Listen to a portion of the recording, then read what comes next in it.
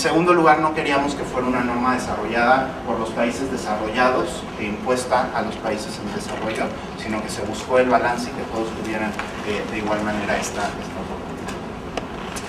¿Cómo está estructurado este grupo de trabajo a nivel internacional? Bueno, pues este es el diagrama.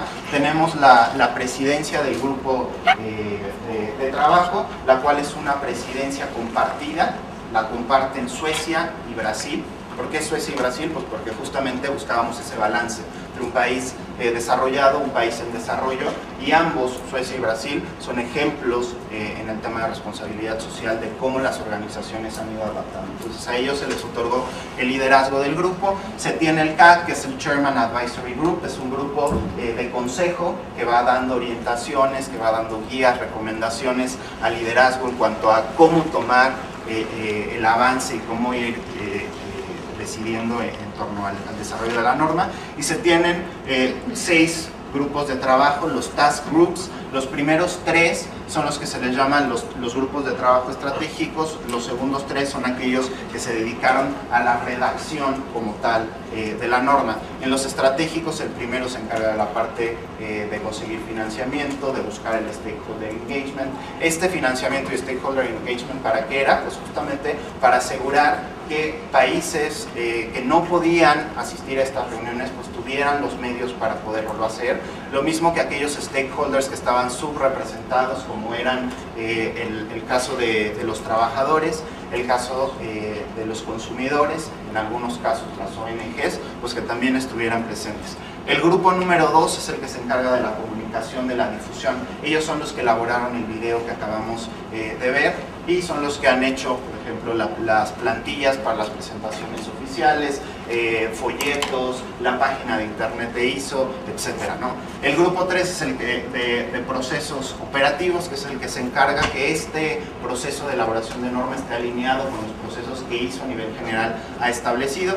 Y los siguientes 3 grupos son los que redactaron cada una de los capítulos, o en inglés las clauses que abarca esta norma, ¿no? Después, a las últimas 3 reuniones internacionales, se juntaron en una fuerza integral de redacción para que esto no estuviera como por partes, sino que de principio a fin del documento hubiera coherencia y se trabajara lo mismo. Hay un comité editorial y hay diferentes grupos de traducción al español. Los idiomas oficiales de ISO son el inglés y el español, el inglés y el francés, perdón. Entonces siempre que se publica una norma salen estos 2 idiomas.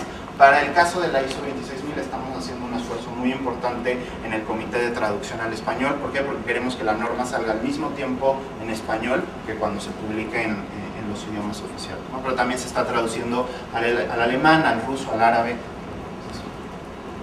Estas han sido las 8 reuniones que se requirieron para desarrollar esta norma. La primera fue en Brasil, en Salvador Bahía, en el 2005. Después, a finales de ese año, fue en Tailandia, en Bangkok. La tercera fue en Lisboa, en el 2006, en Portugal. La cuarta fue en Sydney, en el 2007. De ahí fue Viena, también en el 2007. Santiago de Chile, en el 2008. Quebec, en el 2009. Y en mayo de este año, Copenhague, en Dinamarca, en el cual se obtuvo el borrador final de la norma. Cada una de estas siglas representan las etapas de avance del documento que vienen explicadas en la siguiente norma.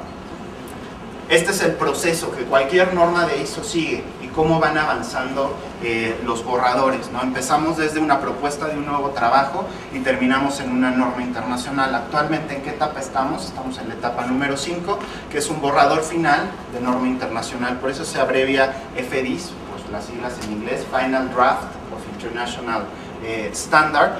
Ese FDI se circuló a nivel internacional el 12 de julio de este año para la última ronda de votaciones, justamente para pasar ya a una norma internacional. Se tiene un plazo de 12 meses, por lo tanto esto termina el 12 de septiembre. El 13 de agosto, es decir, el viernes, se terminó la revisión de la traducción al español y ayer ya se circuló la versión en español a las personas que formamos parte del comité de traducción al español, ¿no? Y si se aprueba, si el resultado es positivo, se espera que salga publicada a finales de noviembre, principios de diciembre de este año. Uno de los principales temas que abarca o que incluye en realidad esta norma, pues es la definición de responsabilidad social, ¿no? Entonces este es uno de los elementos más importantes que aporta. ¿Por qué? Porque en esta definición, como les digo, pues es la que llegamos a un consenso entre todas las instituciones y los países participantes, ¿no? Entonces nosotros vemos como responsabilidad social la responsabilidad de una organización ante los impactos que sus decisiones y actividades ocasionan en la sociedad y el medio ambiente, mediante un comportamiento ético y transparente que contribuya al desarrollo sostenible, que tome en consideración las expectativas de las partes interesadas, que cumple con la legislación aplicable y es coherente con la normativa internacional de comportamiento y que está integrada en toda la organización y se lleva a práctica en sus relaciones. Además hay dos notas explicatorias donde nos dice que estas actividades a las que se refiere en la segunda línea incluyen productos, servicios y procesos, y las relaciones, lo que está en este último bullet, se refiere a las actividades de una organización dentro de su esfera de influencia. Entonces, de manera general, esta es la definición. Como ustedes pueden ver, pues está muy alineada con cualquier otra definición que ustedes pueden encontrar del tema de responsabilidad social, pero obviamente se busca que esta sea una definición que sea tomada de referencia. ¿Por qué? Porque es una definición consensuada a nivel internacional. En esta lámina se resume toda la norma. Este es el esquema general de cómo está articulada y cómo se van vinculando, cómo va la secuencia de cada uno de los capítulos y de los temas que abarca la ISO 26000. Los primeros 4 capítulos, que son los que aparecen del lado izquierdo, digamos que son los fundamentos, son las bases, son los conceptos que van a permitir a una organización implementar el tema de responsabilidad social. En el capítulo 1 nos habla del objeto y del campo de aplicación. Aquí es donde nos dice, esta es una norma que puede aplicar a cualquier organización de cualquier tamaño en cualquier parte del mundo, no es sujeta de una certificación, no es un sistema de gestión, etc., ¿no? El capítulo número 2 nos habla de los términos y de las definiciones. Este es un glosario. En ese capítulo es en donde se encuentra la definición de responsabilidad social empresarial. Ahí se define lo que es una parte interesada, un stakeholder. Ahí se define lo que es el stakeholder engagement, que en español lo pusimos la vinculación o el involucramiento con las partes interesadas. Ahí se define lo que es la esfera de influencia de una organización en términos de responsabilidad social, etc., ¿no? Todos los términos y conceptos que se utilizan, ahí los van a encontrar definidos. El capítulo 3, que se llama Comprender la responsabilidad social, ahí nos habla de este concepto, cuál fue su origen, cuál ha sido la evolución, por qué es importante que todas las organizaciones lo empiecen a trabajar y cuál es la relación que tiene responsabilidad social con desarrollo sostenible. En el capítulo número 4 nos da los 7 principios de la responsabilidad social, que son aquellas orientaciones o lineamientos que cualquier organización debería de estar cumpliendo como piso, como base para la implementación de la responsabilidad social y que deben orientar su actuar en este tema, ¿no? Que son la rendición de cuentas, la transparencia, el comportamiento ético, el respeto por los intereses de las partes interesadas, el respeto por el principio de la legalidad, el respeto por la normativa internacional de comportamiento y el respeto a los derechos humanos.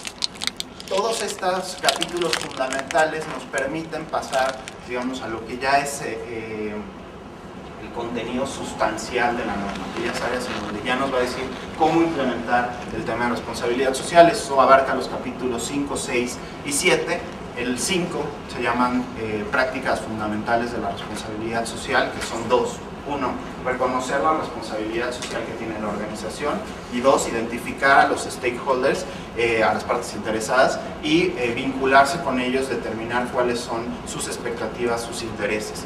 Para poder realizar estas 2 prácticas fundamentales de responsabilidad social, en el capítulo número 6 nos da una guía, nos da una orientación de cuáles son las 7 materias fundamentales, es decir, las áreas de aplicación o los campos cubiertos por la responsabilidad social, que son los que aparecen mencionados aquí, ¿no? El primero es la gobernanza de la organizacional, que ese término nos suena raro, ¿no? Porque no estamos acostumbrados a utilizar esa palabra de gobernanza, pero esa gobernanza sería el equivalente al gobierno corporativo, en fin, ¿no? Cada una de estas, pues bueno, ya se va desglosando. Lo que nos dice ISO en esta norma es que las 7 materias fundamentales son relevantes, son importantes para cualquier organización. Lo que va a variar, lo que va a ser diferente, son los asuntos, son las acciones que están dentro de cada una de estas materias, y eso queda a libertad de la organización que decida cuáles asuntos va a trabajar, cuáles no va a trabajar, obviamente en un proceso de diálogo y de vinculación con los stakeholders para considerar también los intereses de ellos. En el capítulo 7 nos habla de algunas prácticas para integrar la responsabilidad social en la organización, y nos habla de entrada de comprender la responsabilidad social de una organización. Como estamos hablando de que esta norma busca ser aplicable tanto por pequeñas como medianas como grandes organizaciones, obviamente no se les puede pedir lo mismo en la misma magnitud, en el mismo alcance a una pyme que a una empresa multinacional. Entonces, de entrada tenemos que entender cuál es la responsabilidad social acorde al tamaño, al giro, a la ubicación de esta organización, y con base en esa trabajar, ¿no? Eso nos lo dan estas dos prácticas. Después nos habla de que es muy importante la parte de la comunicación de la responsabilidad social, tanto interna como externa. De entrada, que todos los colaboradores pues conozcan este término de responsabilidad social y que logre permear en realidad a todas las áreas, en todos los niveles, y que esto se pueda aplicar. Y después que tengamos una comunicación externa hacia todos esos stakeholders, ¿no?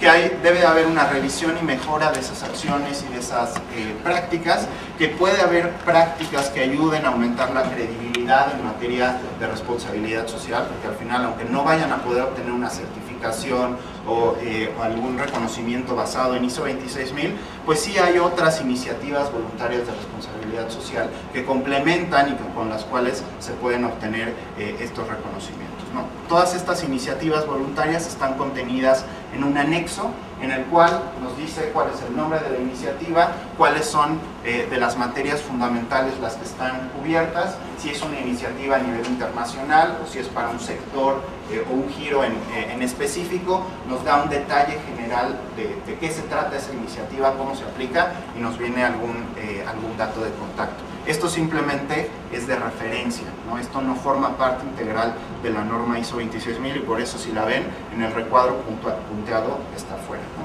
Hay la bibliografía, que son todas las referencias que se utilizaron. Por lo general son referencias de Naciones Unidas, referencias de la Organización Internacional del Trabajo, etc. Al final nos dice que todo este esfuerzo de la organización de implementar responsabilidad social va a tener un fin último, un objetivo final, que es maximizar la contribución de la organización al desarrollo sostenible.